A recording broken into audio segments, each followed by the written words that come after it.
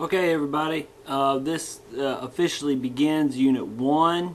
I will be discussing Roman numeral 1, European exploration and the Protestant Reformation, and get into letter A and maybe a little bit further down through there.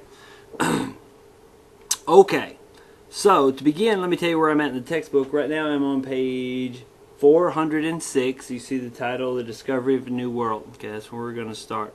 Okay, and then that is specifically a reference to the European explorations. Okay, letter A, Portugal's exploration. Okay, so the class starts in the year 1500. That's what I'm going to talk about from the beginning, around the year 1500. I'll back up a little bit, but that's really where things kick off, is around 1500. 1500, or around the year 1500, was a hugely important time in world history. Lots of things happened near that year. So remember that year. That's an important year, 1500 and thereabouts. Okay, we'll back up to 1492, of course. That's very important. That's the one year in history that everybody remembers, that they don't remember any other. But to begin, let's talk about Portugal. Okay, Portugal's exploration. Let's find Portugal in our textbook here. If you go to page 408, okay, and you look at that map of the world, you can find Europe. It's towards the top on the right side of the map. You see Europe. You can also find France. You can find Spain, and then Port, P-O-R-T. That is a reference to Portugal.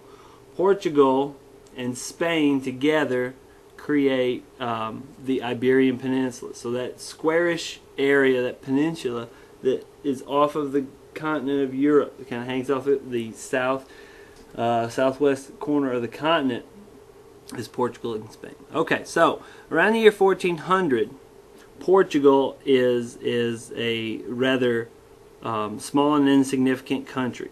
Okay, that's letter B there. Okay, under Roman numeral 1. Portugal is a small and insignificant country around the year 1400. But, you know, they wanted to change that. The Portuguese wanted to be important. Okay, the reason why they were so unimportant has to do with a couple of factors, at least one of which has to do with that map on page 408. Notice that Portugal, in terms of location, is right on the very edge of Europe. It's on the southwestern edge of Europe, and it's not seen as a very important place according to the other major powers of Europe at the time. But Portugal didn't want to remain unimportant. They wanted to matter. Okay, they wanted to be a player in world politics. Okay, now looking at letter C, we see Prince Henry the Navigator. Prince Henry the Navigator was the king of Portugal soon after the year 1400, and he remained king for a very long time. And what he thought he would do was he would make Portugal important by making it an economic power in the world. He wanted to find a new way to make money. Okay, now in Europe at the time, money could be made in various different ways. But what Prince Henry wanted to do was to start exploring. He wanted to find a new avenue to India. India is important because that is a good source of spices that were extremely valuable to the Europeans. Okay. All right. So Prince Henry the Navigator is the king of Portugal, and he invests a whole lot of money and a whole lot of his energy into figuring out a way to access India. Okay, letter D, 1441, the Senegal River. The Senegal River is in West Africa. So looking back at that map on page 408, you see Africa there in the center of the map. Okay, and you see how it's really fat at the top, and then it gets skinny pretty abruptly. If you look about halfway down that fat part, you can find the Senegal River.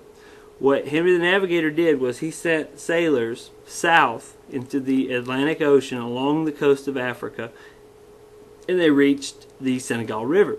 This was the first time that any Europeans reached that far south into Africa. In northern Africa, we find the Sahara Desert, which is a very formidable boundary.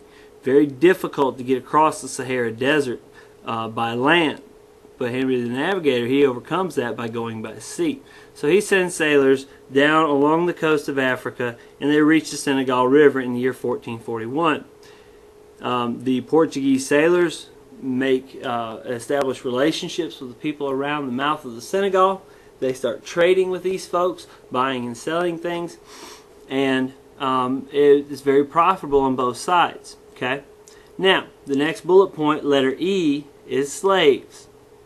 Henry the Navigator and his sailors export the first slaves from Africa to Europe.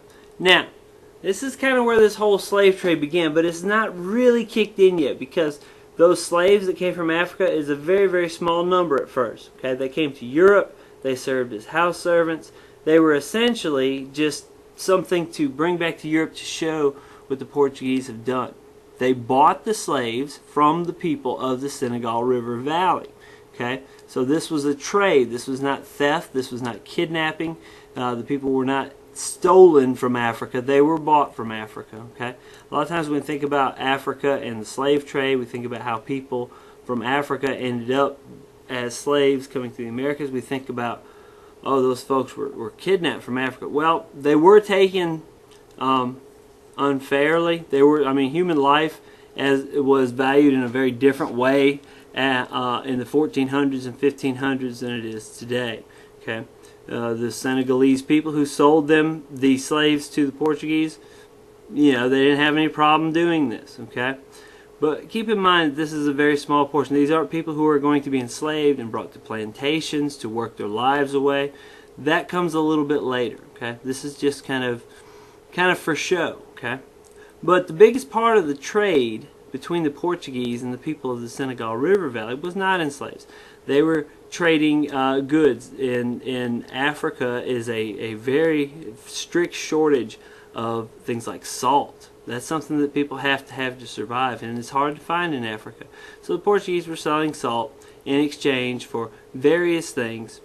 But the biggest one that comes to mind, the biggest one that we think about and hear about, are slaves. Okay? Alright.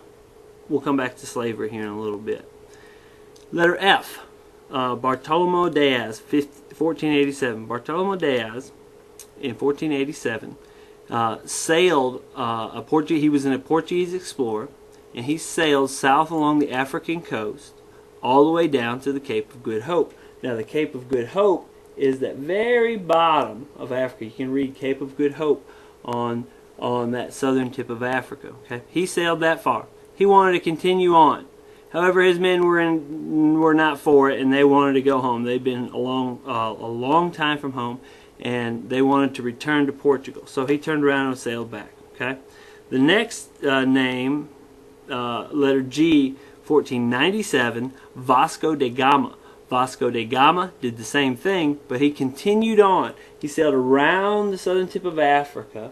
Okay, and you can see in red the travels of Vasco da Gama. He sailed around Africa into the Indian Ocean. Okay, he sailed up the sailed north along the east coast of Africa, and eventually over to India. That is the main goal of these explorers, is to get to India. And Vasco da Gama is the first European to sail around Africa and arrive at India. He gets there, he gets spices, and returns to Portugal with this great treasure of spices. Extremely valuable things. And when I say spices, I'm referring to simple things such as cinnamon and black pepper. Things that you couldn't really find in Europe, but the Europeans were willing to pay a lot of money for. This opens the door for Portugal to really matter in the world.